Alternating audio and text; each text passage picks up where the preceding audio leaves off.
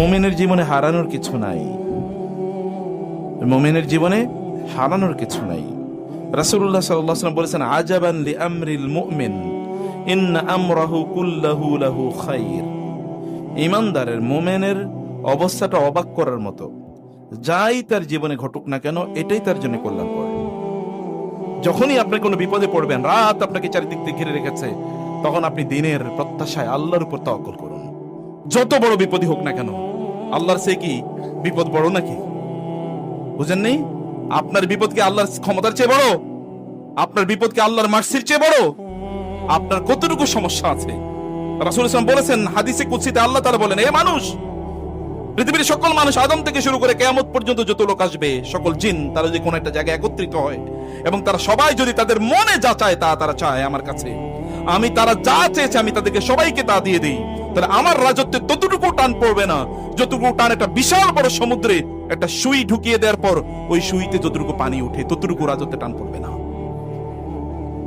তিনি কি কিয়ামত সেই সৃষ্টির শুরু থেকে এখন পর্যন্ত দিয়ে যান নাই? কোথাও তার শর্টেজ আছে, কত কমতি আছে? বলছে নাকি যে আমার তোমার জন্য এখন বাজেট নাই, বাজেট কম, এবার স্যার একটু বাজেট কম, এটা তিনি বলেছেন না? অভাব নাই তো, তিনি সব তৈরি করে রেখেছেন। আমাদেরকে ইকোনমিস্টরা শিখাইছে, ভুয়া ইকোনমিস্টরা, যে পৃথিবীতে রিসোর্স হচ্ছে লিমিটেড। মিথ্যাবাদী ওরা, মিথ্যা কথা বলে তারপরে সব সম্পদ লুট করে নিয়ে যেতে চায়। ওই যে যেমন ভেনেজুয়েলা দখল করতে চায় হলো কে? ট্রাম্প, কারণ ওইখানে প্রচুর তেল আছে, পৃথিবীর সবচেয়ে বেশি তেলের ভান্ডার ওইখানে, দখল করতে চায়। এই হচ্ছে লুটেরা। ওই সম্পদ কম, সম্পদ কম দেয় মানে আল্লাহ সুবহানাহু উপর ইনজাস্টিস। আল্লাহ মানুষ তৈরি করছে সম্পদ কম দিয়ে? সম্পদ কম না, ডিস্ট্রিবিউশনে প্রবলেম। একজনের কাছে 1000 কোটি, আরেকজনের কাছে 1 টাকাও নেই, ডিস্ট্রিবিউশনে প্রবলেম। আল্লাহ সুবহানাহু ওয়া তাআলা আপনাকে ছেড়ে যান নাই। তিনি যদি কাফের মুশরিকদেরকে এত বিশাল সাম্রাজ্য দিতে পারেন, তাহলে আপনাকে কেন দেবেন না? আপনি নেয়ার মতো উপযুক্ততা অর্জন করেন নাই, উপযুক্ত হন, দেখেন আল্লাহ সুবহানাহু ওয়া তাআলা রাজত্ব আপনাকে দেবেন। মালিকাল মুলক তুতিল মুলকা মান তাশা ওয়া তানজিউল মুলকা মিম্মান তাশা ওয়া তুইজ্জু মান তাশা ওয়া তুযিল্লু। কাফেরকে তিনি দিলে আপনাকে কেন দেবেন না? আপনি তো আরো পাওয়ার যোগ্য, আরো পাওয়ার যোগ্য। তার মানে আপনি তার কাছে সেভাবে চান না, আপনি সেভাবে নিজেকে প্রস্তুত করেন না। আল্লাহ সুবহানাহু ওয়া তাআলা, মা ওয়াদ্দাআকা রাব্বুকা মা ক্বালা ওয়ালাল আখিরাতু খায়রুল লাকা মিনাল উলা। এখন আপনার বিপদ হলে, বিপদ কিন্তু এই কয়েকদিন পরে দূর হবে, এর পরের জীবনটা আপনার জন্য অনেক কল্যাণকর হবে। আপনার নিজেদের দিকেই তাকিয়ে দেখেন, ছোটবেলায় অনেক কষ্ট ছিল, হতে পারে আপনার বাবা মারা গেছে, কেউ আপনার মাথায় আদর করার মতো ছিল না, কিন্তু দেখেন আল্লাহ তাআলা আপনাকে প্রাচুর্য দিয়েছেন। হতে পারে আপনি ছোটবেলায় না খেয়েছিলেন কয়েক বেলা, কিন্তু এখন আপনার খাবারের পড়ে থাকে, খাবারের লোক নাই, এত পরিমাণ দিয়েছেন আল্লাহ। দেন না এরকম? এরকম তো দেন, শুধু আপনার নিজকে আপনি ওই রকম তৈরি করে নিতে হবে। মানুষের যত বড় বিপদ তিনি তত বড় মানুষ হবেন, যত বড় কষ্ট তিনি তত বড় মানুষ হবেন। দুনিয়ার জন্য কষ্ট করা লাগে, আখিরাতের জন্য করা লাগবে না। দুনিয়ার কয়েকদিনের জন্য সুখ, আপনারা বলেন ভবিষ্যৎ, ভবিষ্যৎ মানে কি? ওয়ালাল আখিরাতু ওয়ালা সাউফা ইউতিকা রাব্বুকা ফাতারদা। আল্লাহ তাআলা তুমি কেমন দেবেন যে তুমি সন্তুষ্ট? রাসূল সাল্লাল্লাহু আলাইহি ওয়াসাল্লামকে জিবরিল এসে বললেন, আল্লাহ তাআলা আপনাকে এমন একটা কিছু দেবেন যাতে আপনি সন্তুষ্ট হবেন। তা কি? আল্লাহ তাআলা বলেছেন, কিয়ামতের দিন আল্লাহ তাআলা আপনাকে শাফাআতের সুযোগ দেবেন। আপনার উম্মার যার ব্যাপারে আপনি সুপারিশ করতে চান, তার ব্যাপারে আল্লাহ তাআলা সুপারিশ কবুল করবেন এবং তাকে আল্লাহ তাআলা ক্ষমা করে দেবেন। গ্যারান্টি তো এইটাই চেয়েছে, সায়ুগফারু লি উম্মতি, আমার উম্মতকে ক্ষমা করে দেওয়া হবে। আল্লাহ সুবহানাহু ওয়া তাআলা তাকে এই মর্যাদা প্রদান করেছেন। আলাম ইয়াজিদকা ইয়াতীমান ফাআওয়া, আপনি কি ছোটবেলায় ইতিম ছিলেন না? আমি আপনাকে আশ্রয় দেইনি? আপনাদের ছোটবেলা এরকম ছিল না, দুর্বল, অসহায়, অর্থহীন, সম্পদহীন, বস্ত্রহীন, কিন্তু এখন আল্লাহ আপনাকে দিয়েছেন। ওয়াজাদাকা দাল্লান ফাহাদা, আপনি যদি হেদায়েত পেয়ে থাকেন, আপনি আগে হেদায়েতের পথে ছিলেন না, এখন আপনি হেদায়েত পাওয়ার পরে এরপর অন্যদিকে নিচু চোখে দেখলে তো জাহান্নামী, কারণ আপনি জান্নাতুল ফেরদাউসি। এরকম একটা টাইপ মানুষ। দিন প্র্যাকটিস করার পরে তার মধ্যে বিনয় বাড়ে, আর আমাদের চরিত্র হলো দিন প্র্যাকটিস করার পর আমরা অহংকারী হয়ে উঠি, আর কাউরে জান্নাতি মনে করি না। আছে কিনা এরকম? আপনার চারিপাশে দেখবেন মানে নিজেই একমাত্র জান্নাতি আর সবাই জাহান্নামী, এরকম একটা টাইপ। বিনয়ী হতে হয়, বিনয়ী হতে হয়। আল্লাহ অনুগ্রহ করেছেন, আপনি পথ পেতেন না, আপনাকে আল্লাহ পথ দেখিয়ে দিয়েছেন। ওয়াজাদাকা আইলান ফাগনা, আপনার মানুষের প্রতি মুখাপেক্ষী ইচ্ছা ছিল, এখন মানুষ আপনার প্রতি মুখাপেক্ষী। প্রিয় ভাই, এই জন্য দিনই এখানে আলেমরা যারা আছেন, কেউ যদি আপনাদের কাছে দিন জানতে চায় তাহলে অহংকার দেখায়েন না। বহুত আলেমরা দেখেন না, মাহফিলে, মসজিদে ইত্যাদি গিয়ে তার কথাবার্তা শুনলে মনে হয় যে অহংকারে ফাইটা পড়ে, তার সাথে দেখাই করা যায় না, কথাই বলা যায় না। কি অহংকার! সেলিব্রিটি, সেলফি তোলার জন্য প্রায় টাকা দেয়া লাগে, এরকম একটা ভাব। কথা বলার জন্য 10-12 দিনের অ্যাপয়েন্টমেন্ট নেওয়া লাগে। দিনই আপনার ব্যস্ততা আছে, দ্যাট ইজ রিয়েল যদি হয় সেটা, কিন্তু ফেক ব্যস্ততা আপনি কেন তৈরি করেন দাম বাড়ানোর জন্য? দাম আল্লাহর কাছে বাড়ছে কিনা সেটা দেখেন। মানুষের যদি আপনার কাছে প্রয়োজনীয়তা থাকে তাহলে আল্লাহ কৃতজ্ঞতা আদায় করুন যে মানুষকে আল্লাহ তাআলা আপনার মুখাপেক্ষি করেছেন, আপনাকে মানুষের মুখাপেক্ষি করেন নাই। ফাআম্মাল ইয়াতীমা ফালা তাকহার, অতএব ইয়াতীমদের ধমক দিয়েন না, তাদের মাথায় হাত বুলিয়ে দেন। জিজ্ঞেস করেন, আপনিও ইয়াতীম ছিলেন এবং ইয়াতীম হবেন, আপনার সন্তানও ইয়াতীম হয়ে যেতে পারে, তখন কি হবে? ওয়াম্মা সাইলা ফালা তানহার, কেউ যদি চায় তাহলে তাকে ধমক দিয়ে তাড়িয়ে দেন না। ভিক্ষুককে একটু দেন অথবা তার জন্য একটু দোয়া করে দেন। আমরা তো ভিক্ষুকের কাছে চাই, দেওয়ার পরে আমার জন্য একটু দোয়া করেন। নো, ভিক্ষুকে দেওয়ার পরে তারপরে দোয়া করে বলেন আল্লাহ তাআলা তোমাকে অর্থনৈতিকভাবে স্বাবলম্বী করে দেখ। কারো ভিক্ষা না দিতে পারো, ভাই তুমি ভিক্ষা করছো কোন, আল্লাহ তাআলা তোমাকে সম্পদশালী করে দেখ, আল্লাহ তোমার বিপদ দূর করে দেখ, এতটুকু কমপক্ষে বলেন না। কারণ আপনি যা বলবেন একই জিনিস তো আপনার জন্য ফেরেশতা দোয়া করবে আল্লাহর কাছে। ওয়াম্মা বিনিআমাতি রাব্বিকা ফাহাদ্দিস, যা নিয়ামত আছে সব নিয়ামতের শিকার শুকর আদায় করুন। যেই সকল ব্যক্তিরা কৃতজ্ঞ, আপনাদের পরিবারেও বিশেষ করে মহিলাদের কথা বলছি, রাসূল সাল্লাল্লাহু আলাইহি ওয়াসাল্লাম বলেছেন জাহান্নামে মহিলারা বেশি যাবে কি কারণে? ফাতাকফুরুনাল আশীরা, তোমাদের স্বামীদের অকৃতজ্ঞতা তোমরা করো। অকৃতজ্ঞতা মহিলাদের একটা বড় দোষ, জাহান্নামে যাওয়ার অন্যতম প্রধান কারণ। রাসূল সাল্লাল্লাহু আলাইহি ওয়াসাল্লাম বলেছেন ইন্নী উরিতু কুন্না আকসারা আহলিন নার, আমি তোমাদেরকে দিয়েছি বেশি বেশি তোমরা জাহান্নামে যাও। দুটো কারণ, একটা হচ্ছে লাতাকফুরুনাল আশীরা ওয়াতা এবং ওয়াতুকসিরনাল লানা, তোমরা বেশি বেশি লানত দাও। কথায় কথায় লানত, আমার কেন ধ্বংস হয় না, আমি কেন মরি না, অমুকে কেন ওইটা হলো না, এগুলো তোমরা করবে না। এবং আপনাদেরকে বলছি কৃতজ্ঞ হন।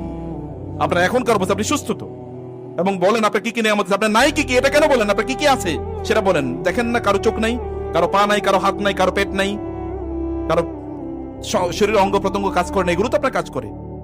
এই যে যুবকরা যারা আছে, যুবতীরা যারা আছে, তারা ভিক্ষা করে কি হবে? ও তো আল্লাহর প্রতি অকৃতজ্ঞ, তার অঙ্গ প্রত্যঙ্গ গুলো দিয়ে সে ইনকাম করতে পারে। আহমদ ইবনে হাম্বল রাহিমাহুল্লাহ রাতের অন্ধকার নামাজ পড়ে তারপরে বাসার দিকে যাচ্ছিলেন, এর মধ্যে দেখলেন যে একটা লোক রাস্তায় পড়ে আছে এবং গোংরাচ্ছে। তিনি মুখের কাছে কানটা নিলেন, দেখা যাচ্ছে আল্লাহ আল্লাহ আল্লাহ বলছে, কিন্তু মুখ থেকে গন্ধ। তিনি বুঝলেন এই লোক মদ খেয়ে মাতাল হয়ে পড়ে আছে। আহমদ ইবনে হাম্বল চিন্তা করেন করবেন কি, কিন্তু তিনি ভাবলেন যে মুখ থেকে আল্লাহর নাম বাহির হয়, যে মুখ থেকে আল্লাহর নাম বাহির হয়েছে, এই মুখটাতে একটু পানি দেওয়া দরকার। তিনি একটু পানি দিয়ে মুখটা ধুয়ে দিলেন, এরপর তিনি চলে গেলেন। সকালবেলা তিনি মসজিদে এসে তাহাজ্জুদের মানে ফজরের আগে, ফজরের সময় তিনি মসজিদে সবার আগে আসলেন। এই দেখলেন একটা লোক পাশে বসে কেবল আল্লাহর কাছে কাঁদছে, আল্লাহ মাফ করে দাও, আল্লাহ ভুল করছে মাফ করে দাও। তিনি ভাবলেন কে এই লোক, এত আগে আসলো এভাবে আল্লাহর কাছে কাকুতি মিনতি করে বলে। তিনি একটু তাকিয়ে দেখলেন ওই যে মদখোর হইল, ওই যে মদখোর হইল, ওই যে মদখোরের মুখে আল্লাহর নাম এসেছিল। আর আহমদ ইবনে হাম্বল ওই যে আল্লাহর নামটাকে সম্মান করেছেন, এই কারণে আল্লাহ সুবহানাহু ওয়া তাআলা এই ব্যক্তিকে হেদায়েত দিয়ে দিয়েছেন, রাতের মধ্যেই হেদায়েত দিয়ে দিয়েছেন। এবং আল্লাহ কেমন ওলি বানিয়েছে দেখেন না, আল্লাহর কাছে কাঁদতেছে, আল্লাহ মাফ করে দাও, ভুল করছি। আল্লাহ সুবহানাহু ওয়া তাআলার নাম মানুষকে এরকম করে দেয়। ওয়া ইযা কিল লাহুম ইত্তাকিল্লাহ আখাযাতুল ইজ্জাতু বিল ইসম ফাহাসবু জাহান্নাম ইযা যুকিরাল্লাহু ওয়াজিলাত কুলুবুহুম। একদল লোকের আত্মাটা, তাদের অন্তরটা এরকম, আল্লাহর নাম উচ্চারণ করলে তাদের অন্তর কেঁপে উঠবে। ইব্রাহিম আলাইহিস সালাম তার সন্তানকে জবাই করার জন্য উৎসর্গ, মানে সন্তানকে জবাই করার জন্য তিনি প্রস্তুতি নিলেন। আল্লাহ তাআলা বলেন ওয়াফাদাইনাহু বিযিবহিন আযীম ক্বাদ সাদ্দাকতা রুইয়া ইন্না কাযালিকা নাজিল মুহসিনিন। ইব্রাহিম, তুমি তোমার স্বপ্নকে সত্যে বাস্তবায়ন করেছো, তোমার জবাই করার দরকার নাই, আমি জান্নাত থেকে তার বিনিময়ে অন্য কিছু জবাইয়ের ব্যবস্থা করে দিলাম। এবং তার ঘরে জন্ম নিয়েছে কে? মুহাম্মাদুর রাসূলুল্লাহ সাল্লাল্লাহু আলাইহি ওয়াসাল্লাম। ইসমাঈলের ঘরে জন্ম নিয়েছে মুহাম্মাদুর রাসূলুল্লাহ সাল্লাল্লাহু আলাইহি ওয়াসাল্লাম। প্রিয় ভাইরা বোনেরা, আপনি যখনই বিপদের মধ্যে পড়বেন তখন এরকম বিশাল বড় দিন আপনার সামনে এসে উদিত হয়, অনেক বড় দিন, অনেক বড় আলো আপনার সামনে উপস্থিত হয়। আলো আপনার দরকার, আলো ছাড়া মানুষ বাঁচতে পারে না। যে অঞ্চলে আলো কম ওই অঞ্চলে মানুষ আত্মহত্যা বেশি করে। আপনাদের বাসায় যদি বাচ্চাদেরকে দেখেন অন্ধকারের মধ্যে থাকে, লাইটটা একটু টিম টিম করে রাখছে, তাহলে বুঝবেন ওর মধ্যে অলরেডি শয়তানি ঢুকে গেছে। বুঝতে পেরেছেন? একটা অন্ধকারে বসে, অফিসে দেখবেন যেগুলো একটু কোনায় বসে থাকে, এরপরে একটু চিপা চাপায় বসে, দেখবেন ওগুলো শয়তান দুষ্ট। আপনার যদি ইয়ে থাকে, স্পিরিট থাকে, আলোর মধ্যে, ফ্লাড লাইটের নিচে থাকবেন, আলোর মধ্যে থাকবেন আপনি, প্রচুর আলো, একেবারে স্পষ্ট আলো, মানে হচ্ছে মানুষের সামনে থাকবেন আপনি। কোনা কি চাই কি, একেবারে সন্তান যদি, আপনার সন্তান যদি কম্পিউটারটা অথবা তার কোনো ডিভাইসে একটু আড়াল করে রাখে, তাহলে বুঝবেন অলরেডি শয়তানি ঢুকছে, শয়তান অলরেডি তারা ক্যাপচার করে ফেলছে। এটা করা যাবে না, প্রকাশ্যে সামনে রাখুন।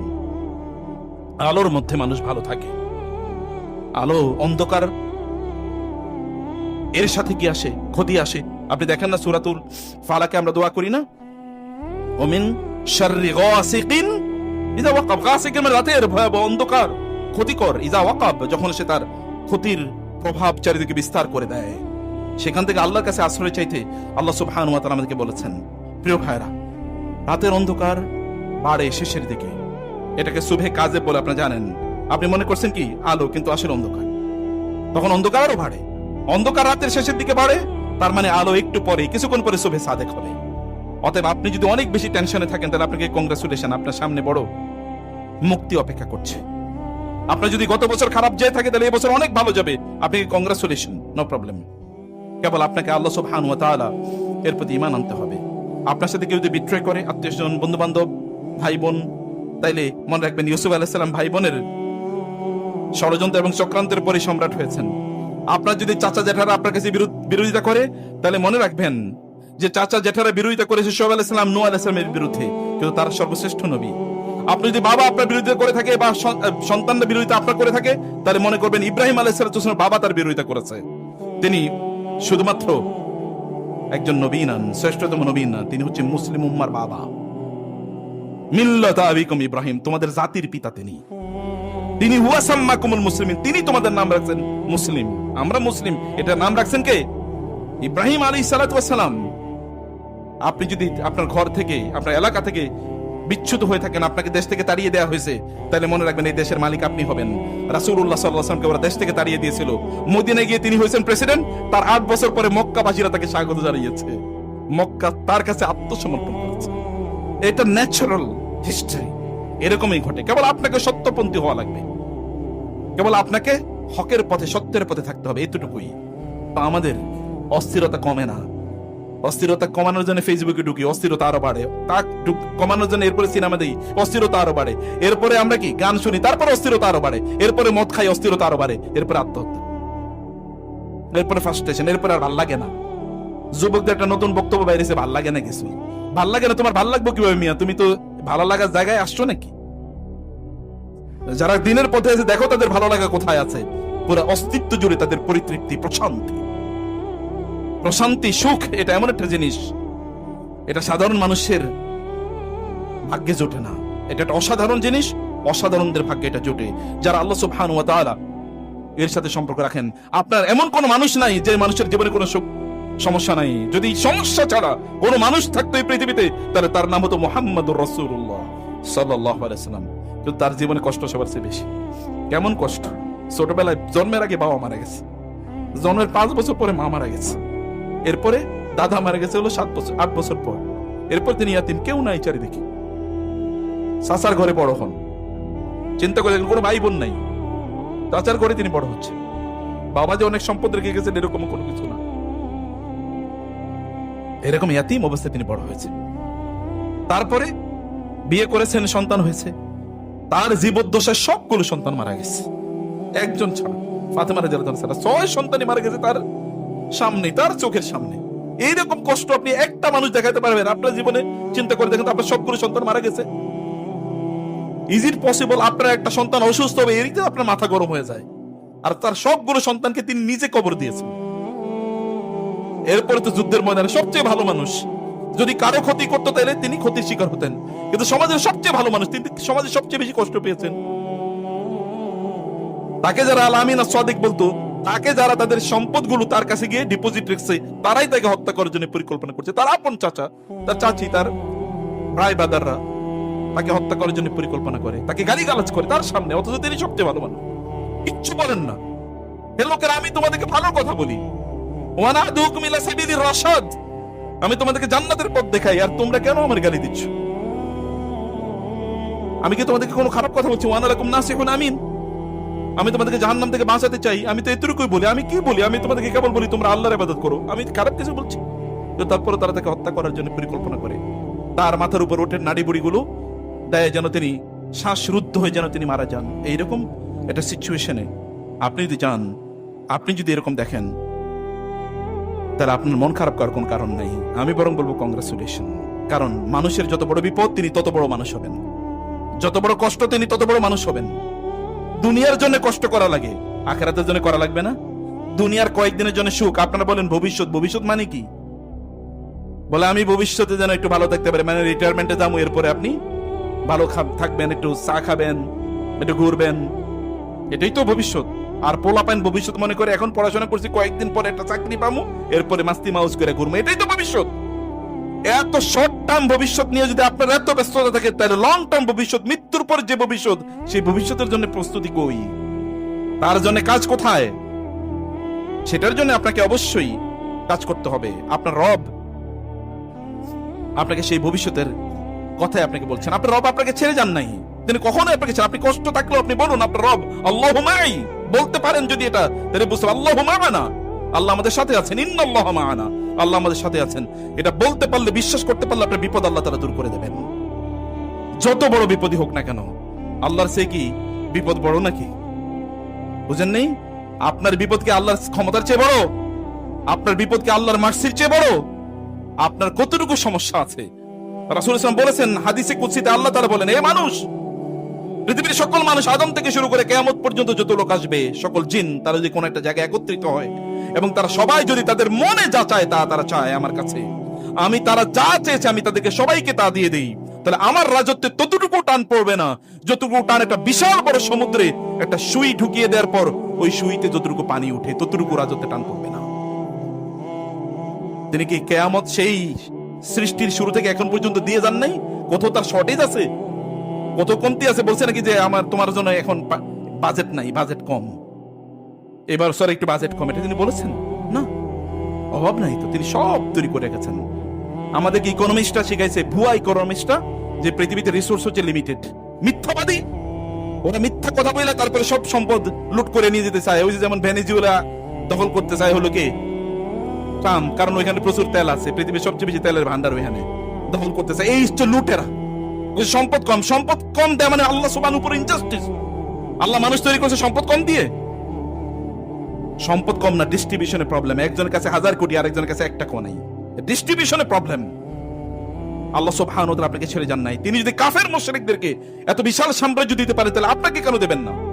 আপনি নেয়ার মতো উপযুক্ততা অর্জন করেন নাই, উপযুক্ত হন, দেখেন আল্লাহ সুবহানাহু ওয়া তাআলা রাজত্ব আপনাকে দেবেন। মালিকাল মুলক তুতিল মুলকা মান তাশা ওয়া তানজিউল মুলকা মিম্মান তাশা ওয়া তুইজ্জু মান তাশা ওয়া তুযিল্লু। কাফেরকে তিনি দিলে আপনাকে কেন দেবেন না? আপনি তো আরো পাওয়ার যোগ্য, আরো পাওয়ার যোগ্য। তার মানে আপনি তার কাছে সেভাবে চান না, আপনি সেভাবে নিজেকে প্রস্তুত করেন না। আল্লাহ সুবহানাহু ওয়া তাআলা মা ওয়াদ্দাআকা রাব্বুকা মা ক্বালা ওয়ালাল আখিরাতু খায়রুল লাকা মিনাল উলা। এখন আপনার বিপদ হলে, বিপদ কিন্তু এই কয়েকদিন পরে দূর হবে, এর পরে জীবনটা আপনার জন্য অনেক কল্যাণকর হবে। আপনার নিজেদের দিকেই তাকিয়ে দেখেন, ছোটবেলায় অনেক কষ্ট ছিল, হতে পারে আপনার বাবা মারা গেছে, কেউ আপনার মাথায় আদর করার মতো ছিল না, কিন্তু দেখেন আল্লাহ তাআলা আপনাকে প্রাচুর্য দিয়েছে। হতে পারে আপনি ছোটবেলায় না খেয়েছিলেন কয়েক বেলা, কিন্তু এখন আপনার খাবারের বসে থাকে, খাবারের লোক নাই, এত পরিমাণ দিয়েছেন আল্লাহ। দেন না এরকম?